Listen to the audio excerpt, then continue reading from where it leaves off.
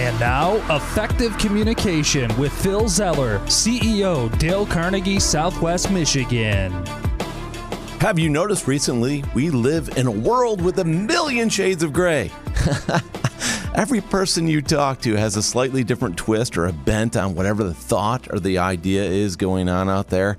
And it's amazing when you think about it, but then it's not. It's not. Why? Because you, like every other person, is unique in who you are. There's something about you. There's something that you know. There's something that you do. There's something that you've experienced. There's things that you do every day that make you that special person you are. And the ironic thing about this is that so many of us are looking for things to be simple. We're looking for the straightforward. Is it black? Is it white? What specifically is it? And the challenge is that we're struggling with this internally. And people in communication are struggling with this. If you have a conversation with people right now, you'll notice that people are having a hard time expressing themselves because there's so much going on in society and so much information coming at them. But the reality is it's trying to make sense of everything. And if we're patient with that, it's going to help us to have better communication with people. Not long ago, I had a student come up to me. He was in one of our programs, and he shared with me, he goes, Phil, I'm just not getting it. I see everybody else is having these major breakthroughs, and I'm not getting it. And I said, share with me. What are you thinking here? What are you seeing? What are you feeling? And we got a great conversation about what he was experiencing through the eyes of other people as he saw them.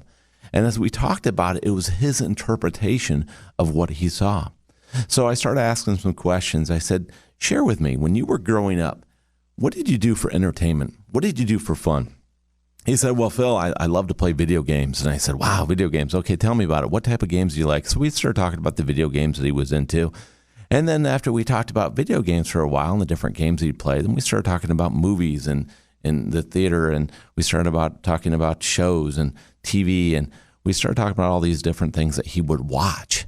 And we'd talk about, the different types of genres and stuff, and he took an interest there. And so we had this great conversation about video games and shows and movies. And I said to him at the end of that, I said, I'm sorry. He goes, what? I said, I'm sorry. He said, what are you sorry for? You're spending time with me. We're bouncing ideas off the wall. And I said, I'm sorry. And he's like, Phil, I don't get it. And I said, let's talk about it for a moment. I said, and everything you shared with me about the video games and about the movies, I said, let's start with the video games. I said, what happens when you beat a video game? He goes, what do you mean? I mean, you beat it. You beat the game. You beat all the levels. What do you do? He goes, I chuck it. I get rid of it. Oh, you get rid of it? Yeah, I get rid of the game. Or if it's a really good game, it's got really good gameplay, I stick it on the shelf. Yeah, it's one of those games where you have a family reunion and somebody shows up and they pull the game off the shelf and they say, oh, what's that? I remember this game. This is really cool. And they go, yeah, I kept it around because, I beat it a couple years ago. I haven't played it in years, though. And they go, well, let's try it. And so you pull it up and you take a look at it. But other than that, you just chuck it and move on, right? He goes, yeah. Okay. What about movies? When's the last time you saw a movie where it was a cliffhanger, where it stopped you at the end of the movie or the show and said, to be continued? And there was no conclusion to the movie or the show. And as you looked at that, you think, this is crazy. What happened? What's the next step? I go, when's the last time you saw a movie like that? He goes, Phil, I've never watched a movie like that.